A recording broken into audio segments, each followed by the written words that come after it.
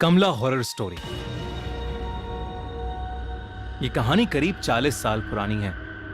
1980s में 23 साल की कमला की जिंदगी में सब कुछ ठीक चल रहा था, पर एक दिन उसके पिता अचानक कहीं गायब हो गए। उसने अपने पिता को बहुत ढूंढा, लेकिन वो कहीं नहीं मिले। कमला की मां की मौत पहले ही हो चुकी थी और वो अपने पिता के लापता होने के बाद बहुत ज्यादा अकेली पड़ गई थी। जब कई कोशिशों के बाद भी उसके पिता नहीं मिले, तो सबने उन्हें ढूंढना ही छोड़ दिया और हार मान ली। इतनी टेंशन के बीच कमला का ध्यान रखने वाला कोई नहीं था, इसलिए कमला के चाचा चाची ने उसकी शादी प्रभाकर परिवार के बड़े बेटे अजीत से कर दी, ताकि कमला का ध्यान रखने के लिए हमेशा कोई हो।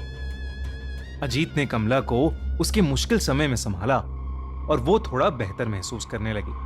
कमला अपने नए घर में अपनी नई जिंदगी से एडजस्ट करना सीख रही थी और धीरे धीरे खुश होने भी लगी थी।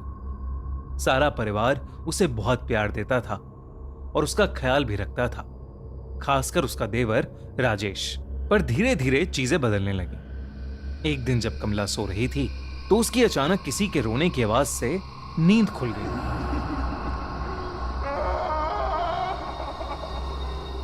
उसने अपने बगल में देखा तो अजीत अभी भी सो रहा था और कमरे में उन दोनों के अलावा और कोई नहीं था। उसे वो आवाज फिर से आई, लेकिन अभी भी उसे कोई नहीं दिख रहा था।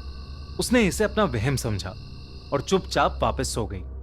लेकिन उस दिन के बाद से उसे लगभग हर वक्त वो रोने की आवाजें सुनाई देने लगी थीं। उसे ऐसा लगने लगा था कि ये आवाजें शायद उसके पिता की हैं, जो दर्द में चीख रहे हैं और उससे मदद मांग रहे हैं।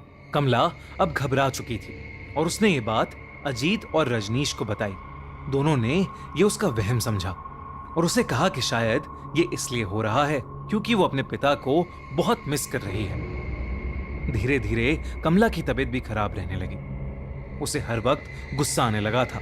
वो छोटी छोटी बातों पर चिढ़ जाती थी और अगर उसे कोई किसी भी चीज के लिए मना करता, तो वो उसको जान से मारकर खाने की धमकी देने लगी थी।